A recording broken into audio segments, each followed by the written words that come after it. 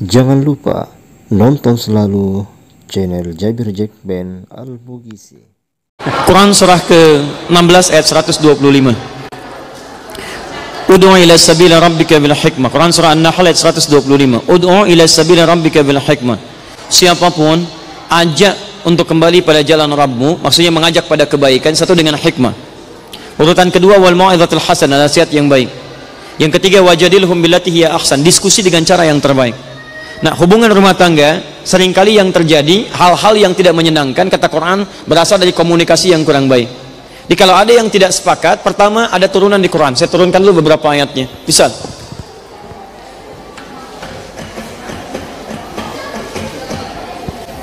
Pertama, saat menjelaskan tentang pernikahan rumah tangga dibuka dengan Quran surah ke-30 ayat ke-21. Sifatnya diturunkan di Quran misal surah ke-4 ayat ke-19. Turunkan lagi ke sini, dari perbedaan ini menghasilkan latar belakang yang berbeda. Contoh di Quran surah ke-49 ayat 13. Menyikapi ini, maka jadilah pasangan yang saling menyesuaikan. Quran surah ke-2 ayat 187, paling kanan sebelah atas.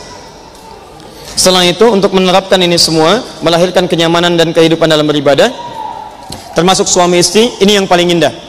Fokus baik-baik. Inti dari semua ini yang terakhir nanti akan saya sampaikan. Fokus, yaitu Quran surah ke-16 ayat 125. Ketika terjadi pernikahan, ayatnya dibuka oleh Allah, wa min ayatihi an khalaqalakum min anfusikum azwaja.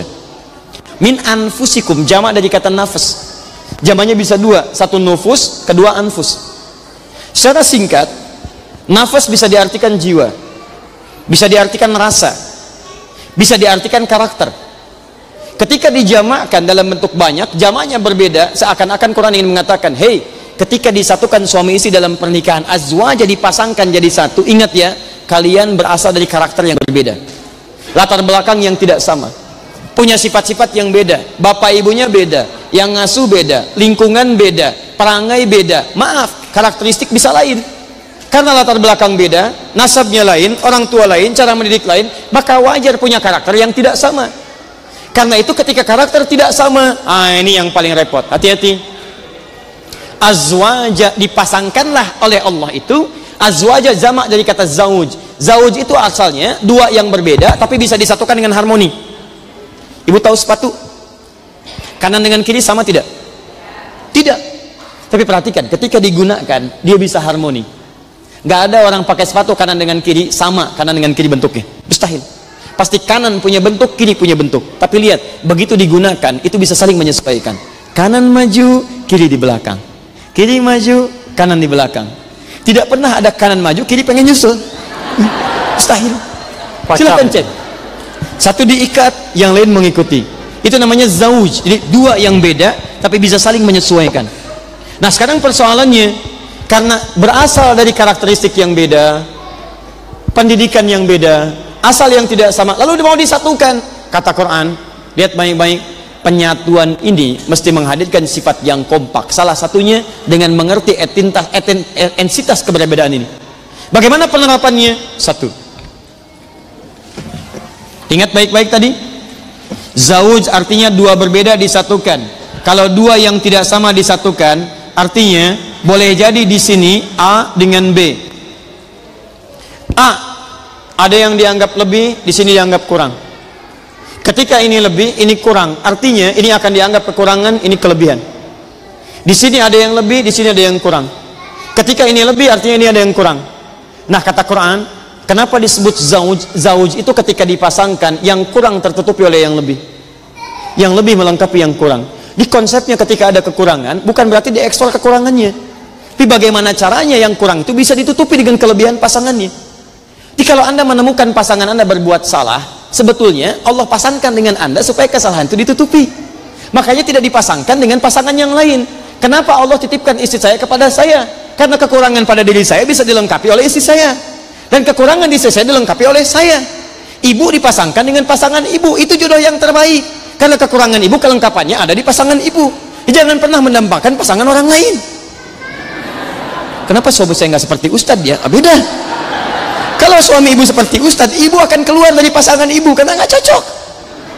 Beda nilainya Pak, teman-teman sekalian. Ingat baik-baik. Nah sekarang, bagaimana perasaan kita supaya mudah untuk mendapatkan konsep seperti ini? Prakteknya kan tidak mudah. Teorinya gampang Bu, prakteknya nggak mudah. Sama dengan Ustadz, gampang menyampaikan, tapi apakah prakteknya sama? Belum tentu. Makanya jarang ada Ustadz ceramah bawa istrinya, jarang sekali. Ya. Tapi ini live, kita selesaikan di rumah. Baik. Sekarang lihat, satu. Fokus. Sekarang masuk pada inti bahasan. Ustaz, suami saya sering main handphone, lupa dengan yang lain. Bagaimana cara mengingatkannya? Artinya, ibu memandang ada kekurangan di situ. Ada kelebihan di situ untuk ibu untuk mengingatkannya. Bagaimana cara mengingatkan yang baik supaya maksimal dalam kebaikannya? Baik, saya tutup dulu yang ini. Tadi sudah saya jelaskan, ini sudah saya jelaskan. Sekarang saya pindah pada yang ini. Pertama, ud'u ila sabili rabbika bil hikmah. Ajak dengan hikmah. Hikmah itu cara yang bijak, sesuai dengan keadaannya. Perhatikan baik-baik. Suami senang main handphone. Kemudian apa yang dilihat belum tentu ibu tahu dan sebagainya. Pertama, lihat karakteristik dulu. Suami itu digambarkan dalam Quran sebagai apa, Bu? Masih ingat? Quran surah 4 ayat 34, bukan Allah, bukan, pemimpin. Pemimpin. Apa ciri khas pemimpin? Ya, tegas, berwibawa, bukan. Ciri khas pemimpin tidak mau dipimpin, Pak. Ciri khas. Khas sekali. Dia menerima saran, dia menerima masukan, tidak menerima saran. Ingat baik-baik. Makanya di surat Yusuf, suami digambarkan dengan matahari, istri digambarkan dengan rembulan. Cara masuknya beda. Matahari itu kan sinarnya, kuatnya, karakteristiknya. Makanya kenapa laki-laki digambarkan ayah dengan matahari? Karena dia diharapkan bisa menyinari dengan, dengan terik yang melindungi. Jadi begitu ada yang mengganggu keluarga, dia sinari dengan terik. Begitu pakaian basah, kemudian dia sinari supaya kering lagi. Ada air mata di pipi istrinya, dia bisa mengeringkannya. Ada hal yang mengganggu, dia bisa kemudian mengamankannya. Perempuan beda, rembulan. Rembulan itu kalau ditatap indah, baik dan sebagainya. Itu nggak boleh tertukar perannya di situ. Makanya ketika rembulan datang kepada matahari, dia tidak harus jadi pemimpin di situ. Ingat, ibu adalah manajer, laki-laki adalah pemimpin. Begitu datang bawahan kepada pimpinan, maka jangan sampai masuk sebagai pemimpin, gak akan masuk di situ. Caranya masuk dengan hikmah, tempatkan sesuatu pada tempatnya. Masya Allah, datang pada pemimpin, hanya menerima masukan, bukan menerima saran. Datang, Pak, Masya Allah, handphonenya bagus ya. Enak? Baru tahu ya. Bisa gitu kan? Bisa gitu kan? Biasa aja, gak apa-apa, alhamdulillah. Pak, kayaknya bagus informasinya, mama pengen tahu dong, terlibat di dalamnya. Terlibat. Mah ini bukan urusan perempuan. Ya kalau gitu kasih info dong. Jadi ketika Anda bertanya, bukankah sebagian waktunya sudah disampaikan pada ibu? Dia sudah mulai berpaling. Begitu handphone lagi, ibu tanya lagi. Ujung-ujungnya simpan. Ada apa sih, Mah? Dapat waktu. Diskusi. Ketika menemukan celah yang bagus, ngobrol dengan baik, temukan waktu yang baik, disitulah kemudian petakan persoalannya. Alhamdulillah, Pak, Papa dititipkan pada Mama, punya banyak kesibukan termasuk dengan handphonenya. Pak, si kecil sekarang begini.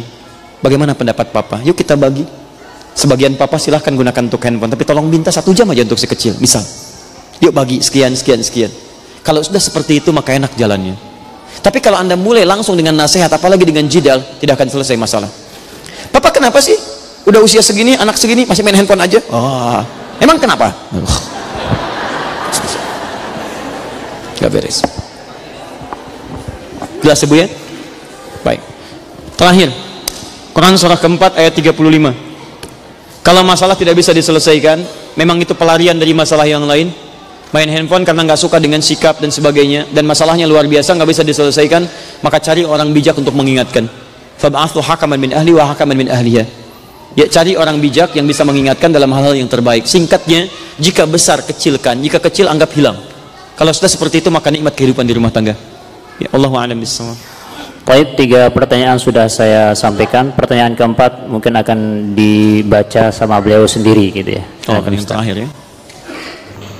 Terima kasih banyak atas waktu dan partisipasinya telah hadir dalam menyaksikan video-video terbaru dari channel Jabir Jackman Al-Bugizi.